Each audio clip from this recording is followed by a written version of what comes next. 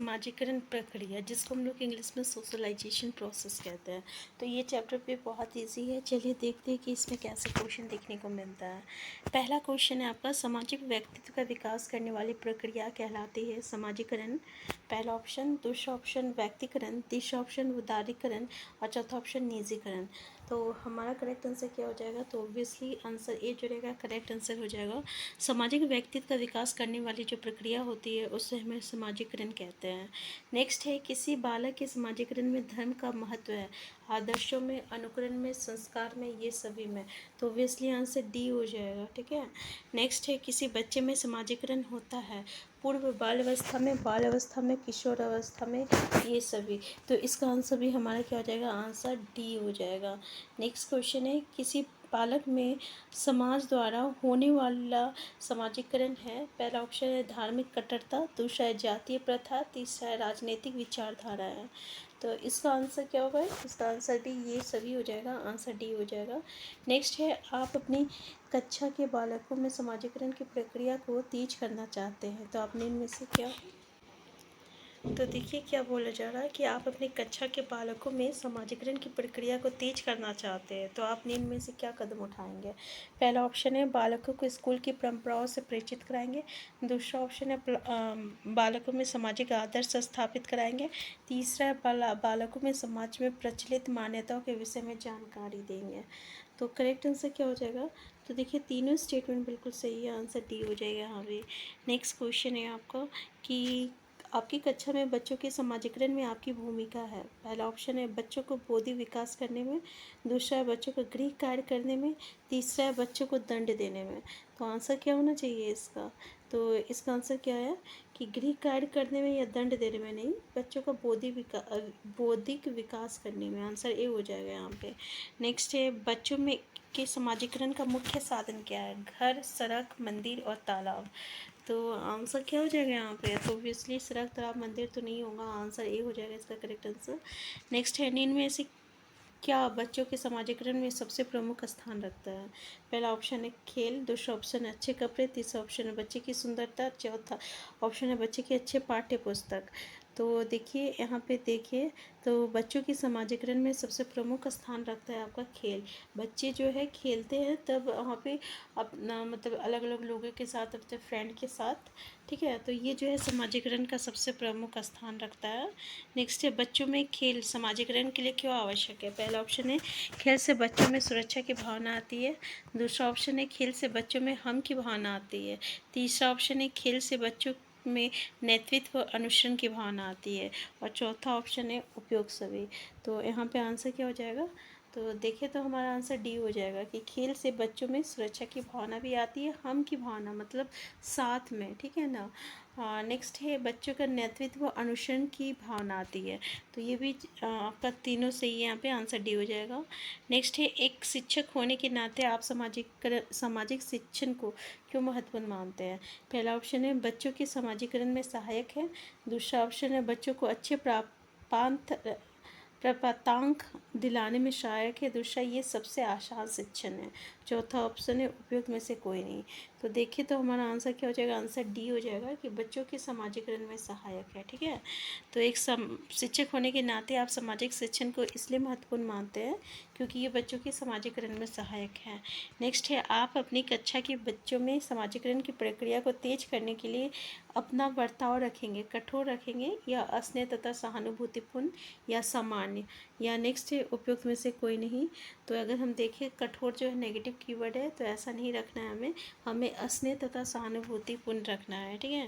Next है, निचली कक्षाओं में शिक्षण की खेल पद्धति मूल रूप से आधारित है।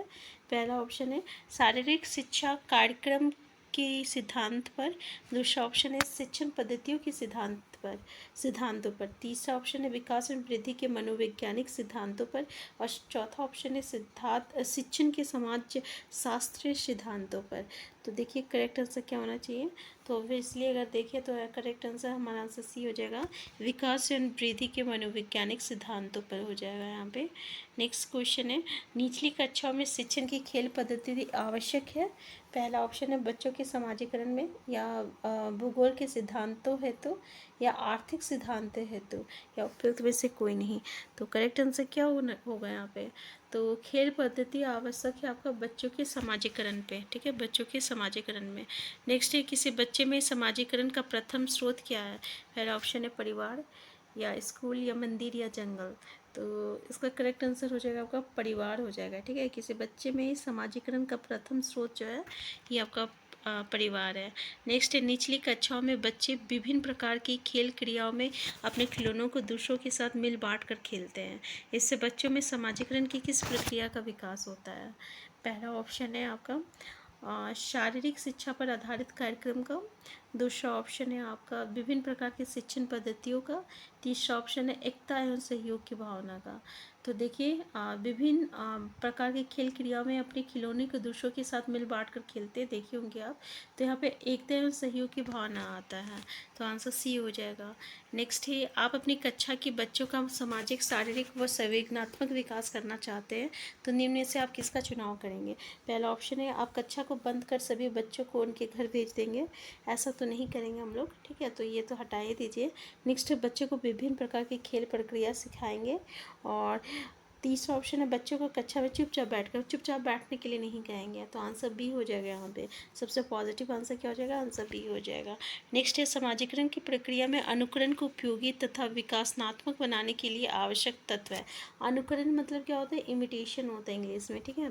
तो परिवार एवं पड़ोस, गाँव एवं शहर, देश एवं राजनीति, परिवहन एवं संचार साधन। तो उपयोगी तथा विकासनात्मक बनाने के लिए क्या आवश्यक होना चाहिए। तो देखिए परिवहन या संचार साधन का तो कोई बात ही नहीं है यहाँ पे, ये कहीं आ ही ठीक है। गांव एवं शहर हो गया, देश एवं राजनीति। देश एवं राजनीति की बात कहाँ से आ गया, यहाँ पे हम बच्चों के समाजीकरण के लिए बात कर रहे हैं, ठीक है। तो अनुकरण की प्रक्रिया जो होती है वो उपयोगी तथा विकासनात्मक बनाने के लिए क्या आवश्यक होती है, तो परिवार एवं पड़ोस आवश्यक होती है, ठीक है। तो आंसर ए हो जाएगा, क्योंकि ये किसी अनुकरण करेंगे, किसका इमिटेशन करेंगे, परिवार से करेंगे ना, अपने परिवार से ही सीखेंगे, आस पड़ोस का देख के सीखेंगे, इसलिए। नेक्स्ट है, किसी बच्चों में समाजीकरण की प्रक्रिया को प्रभावित करने वाला मुख्य घटक है। पहला ऑप्शन है शरीर की बनावट और स्वास्थ्य, परिवार। नेक्स्ट ऑप्शन है सामाजिक आर्थिक स्तर, और चौथा ऑप्शन है उपयोग सभी। तो आंसर क्या हो जाएगा, आंसर डी हो जाएगा यहाँ पे। नेक्स्ट क्वेश्चन है आपका कि फ्राइड के अनुसार किसी बच्चे में समाजीकरण की प्रक्रिया हेतु सर्वोत्तम आयु होती है, क्या होती है। 3 वर्ष होती है, 5 वर्ष होती है, 8 वर्ष होती है, 12 वर्ष होती है। तो देखिए 5 वर्ष होती है। 5 वर्ष के बच्चे जो है यहाँ पे उसकी समाजीकरण प्रक्रिया है तो सर्वोत्तम आयु होती है 5 वर्ष होती है, ठीक है। नेक्स्ट है, समाजीकरण की प्रक्रिया में किसी भी बच्चे के सामाजिक मूल्यों और सामाजिक प्रतिमानों को सीखने की संभावना निर्भर करती है। पहला ऑप्शन है बच्चों की शारीरिक वृद्धि पर। दूसरा ऑप्शन है बच्चे के साथी समूह पर। तीसरा ऑप्शन है बच्चे के घर के पास स्थित मंदिर पर। चौथा ऑप्शन है उपयोग में से कोई नहीं। तो हम देखें अगर देखा जाए तो सामाजिकरण प्रक्रिया में किसी बच्चे के सामाजिक मूल्यों और सामाजिक प्रतिमानों को सीखने की संभावना निर्भर करती है। तो बच्चे की जो साथी समूह होते हैं ना उस पर निर्भर करता है। नेक्स्ट है प्रतिद्वंदनात्मक समाजीकरण की अवस्था कहा जाता है। शिष्यावस्था को, बाल्यावस्था को, किशोर अवस्था को, प्रौढ़ावस्था को। तो यहाँ पे हमारा आंसर क्या हो जाएगा, बाल्यावस्था हो जाएगा, ठीक है।